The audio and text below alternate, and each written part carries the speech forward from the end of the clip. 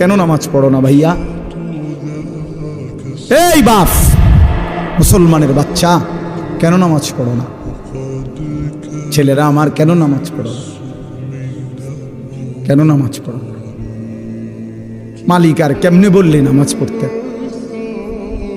রাসূলুল্লাহ সাল্লাল্লাহু আলাইহি ওয়াসাল্লাম হাসরের ময়দানে জিজ্ঞাসা করবে, উম্মত, পিঠটা তায়েফের পাথরের আঘাতে চাল্লির মতো ছিদ্র বানায় ফেলছিলাম, ক্ষুধার কষ্টে পেটে পাথর বাঁধছিলাম, 3 মাস আমার ঘরের চুলায় আগুন জ্বলে নাই, আমি উম্মত দান দান শহীদ করে রক্তে ভাসে গেছি, 23টা বছর আমি কোনোদিন ঠিক মতো ঘুমাই নাই, এত কাঁদলাম, এত রক্ত ঝরাইলাম, বিনিময়ে তোর কলজাটা নরম করতে পারলাম না,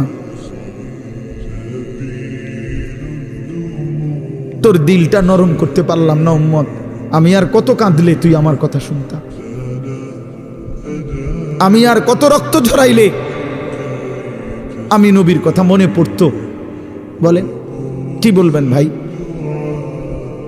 বলেন, কি জবাব হতে পারে তখন? আল্লাহ